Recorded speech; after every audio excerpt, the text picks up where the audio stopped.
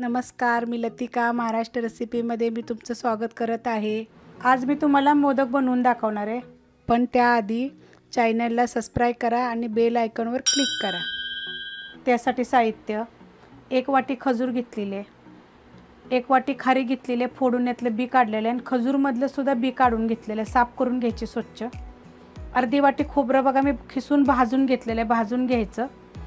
गूळ घेतलेला आहे, हे बिन केमिकल गूळ आहे, तुमच्या चवीप्रमाणे टाका।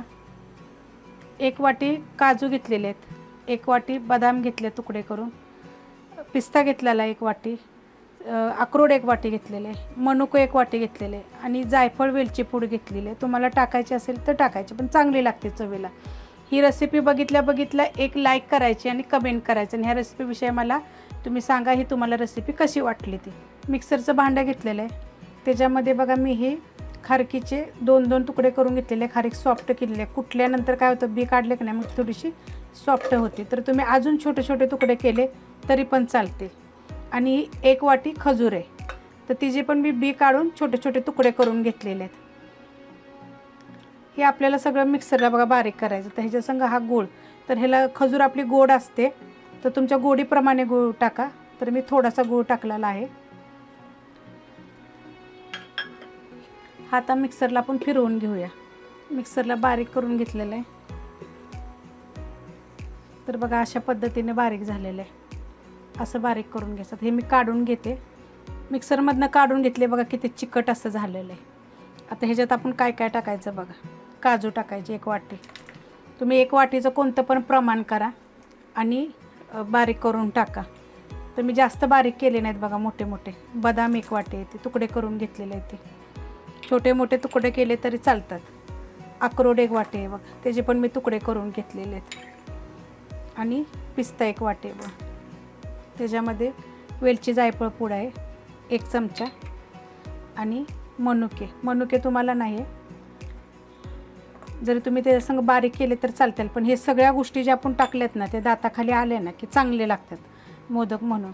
आणि हे ना सुकं खोबरं आहे बघा, मी भाजून घेतलेलं आहे। भाजून घ्यायचं म्हणजे जर जास्त दिवस जर मोदक राहिले ना आपले तरी त्याला बुरशी येत नाही आणि खराब होत नाहीत, भरपूर दिवस हे मोदक टिकतात। आणि बघा त्याला काय बारीक करायचं नाही, हाताने बघा लगेच चुरा होतो, एकदा भाजल्यानंतर असं चुरलं की बाकी ते चुरा होतं। आता हे सगळं एकजीव हातानंच मळून घ्यायचं आहे बघा, असं हातानं चांगलं दाबून एकसारखं मळून घ्यायचं। मग हे मोदक ना इतके छान आणि इतके चविष्ट लागतात का नाही, मग तुम्ही करून बघा हे मोदक। आणि सोपी पद्धत आहे, आपल्याला काय गॅस वगैरे बी पेटवायची गरज नाही आहे। वेगवेगळ्या प्रकारचे मोदक जर करून जरी मुलांना खायला घातले ना, प्रसाद पण होतो आणि मुलांच्या वेगवेगळ्या गोष्टी पोटात पण जातात। तर अशा पद्धतीने तुम्ही बनवत जा आणि माझ्या व्हिडिओला प्लीज लाईक करत जा आणि कमेंट करत जा, म्हणजे वेगवेगळं असं समजतं मला की बाबा ह्याविषयी तुम्हाला चांगलं वाटलं की तुम्हाला कसे वाटले मोदक। हे चांगलं कालवून घेऊया बघा आपण, सगळं एकजीव मिक्स झालं पाहिजे, खाताना आपल्या दाताखाली आले पाहिजे प्रत्येक गोष्ट बघा। असं मळून घ्यायचं चांगलं, एकजीव सगळं झालं पाहिजे, दिसायला बी छान दिसतात आणि खायला पण छान दिसतात। आता ह्याचं तुम्हाला अजून एक सांगते, थंडीच्या दिवसात ह्याच गोष्टीचे तुम्ही छोटे छोटे लाडू बनवून जर खाल्ले ना मुलांना खायला घेतले तर चांगले आहेत, कारण ह्या सगळ्या वस्तू आहेत ह्याच्यामध्ये, कोणती अशी वस्तू नाही आहे ते नाही। आणि चवीला पण इतके चांगले लागतात। त्यात गूळ आहे, बिन केमिकल गूळ घातलेला आहे, तर आपण ह्याचे छोटे छोटे मोदक करून देऊया। तर ह्याला मी तूप लावून घेतलेलं आहे, बंद करून घेते मी। आणि आज आपण बंद करून करूया, कारण की आपण ह्याच्यामध्ये पिस्ता वगैरे सगळंच टाकलेलं आहे, नसतं टाकलं तर आपण वरून त्याला थोडंसं डिझाईन केली असते, थोडं थोडं टाकलं असतं। आता ह्याच्यामध्ये चांगलं दाबून भरून घ्यायचं,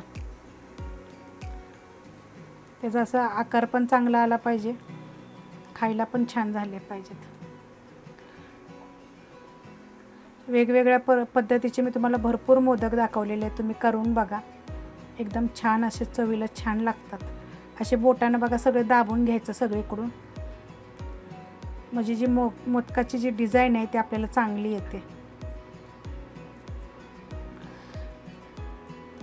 मी तुम्हाला अजून वेगवेगळे भरपूर मोदक मी दाखवणार आहे, तुम्ही लाईक करत जावा। जेवढ्या तुम्ही लाईक कराल ना तेवढ्या तुमच्यासाठी मी नवीन नवीन रेसिपी घेऊन येणार। तर बघा आपला हा मोदक झालेला आहे, तर आपण काढून घेऊया। साचा जरा बारीक घ्यायचा बघा, हा माझा साचा ना लयच मोठा आहे आणि आता ह्या लॉकडाऊनमुळे ना मला कुठं काय भेटेना झाले. हे बघा काय मस्त आलेला मोदक आहे. जरी हा प्रसादाला कुणाकडे नेला, वाटायला नेला, तर शरीरासाठी आपल्या पौष्टिक हेल्दी रेसिपी आहे ही. बघा किती छान आणि सगळ्या बाजूनं बघा किती मस्त डिझाईन आलेली आहे. त्याचा आकार बघा आणि खायला तर एक नंबर चव लागणार हे जे.